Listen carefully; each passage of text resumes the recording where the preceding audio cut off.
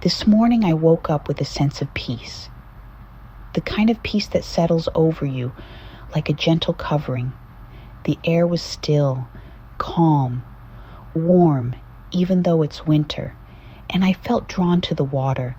The way that light catches the water spray absolutely creates an angelic form. The luminous figure seems to be rising from or hovering over the fountain, backlit by divine radiance. This is profound imagery. Water and light are two of the most powerful biblical symbols. Water represents the Holy Spirit, purification, living water that Jesus offers. Whoever drinks the water I give them will never thirst. John 4:14. Light represents God's presence, truth, and glory.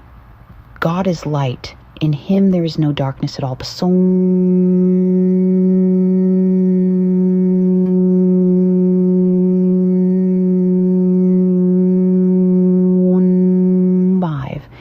The fountain itself is perpetual motion, always flowing, never stagnant, just like the Holy Spirit's continuous work in our lives. And here, where water and light meet, I captured what looks like an angelic messenger. I didn't know why. I just knew I needed to be there. You know, there are moments in life that feel ordinary until they're not. Moments when you're just going about your day and suddenly God breaks through with something you weren't expecting. This was one of those moments. As I stood by the water, the sun positioned itself in perfect alignment. The light broke through the bare branches and hit the water at exactly the right angle. And there it was, this hexagonal burst of light, divine geometry captured through a simple camera lens. Perfect timing, perfect positioning, perfect splendor. In the book of Esther, Mordecai asks his cousin a question that has echoed through generations. Who knows but that you have come to your royal position for such a time as this? For such a time as this, not for yesterday, not for tomorrow, for this moment, this exact positioning, this precise purpose. When I captured this second image, I saw something I didn't expect. The fountain spray, backlit by the sun, created what looked like an angelic figure hovering over the water. Light meeting water, heaven meeting earth, the ordinary becoming extraordinary.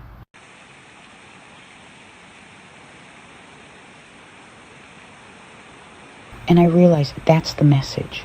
God doesn't just position us for the big moments. He positions us for these moments, the quiet mornings, the still waters, the ordinary walks where heaven suddenly breaks through. Every element had to align for me to capture what I captured. The season, winter with bare branches that don't obstruct the view. The weather, still and calm, creating perfect reflections on the water. The time of day, when the sun sits at that specific angle, my decision to show up, my positioning by the shore. 1 minute earlier and I would have missed it.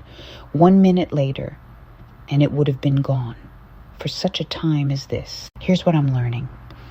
Divine timing isn't just about the mountaintop moments, the big opportunities, the obvious callings, the dramatic interventions.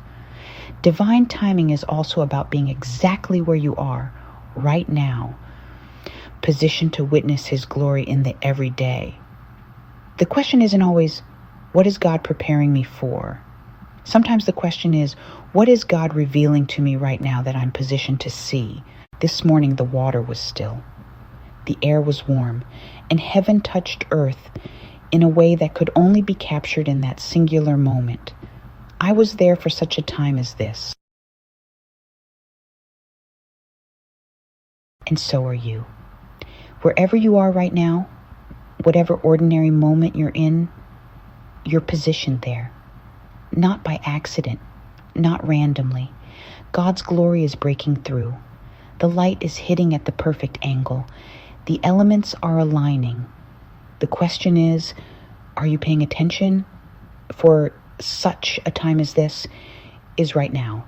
Are you paying attention? For such a time as this is right now.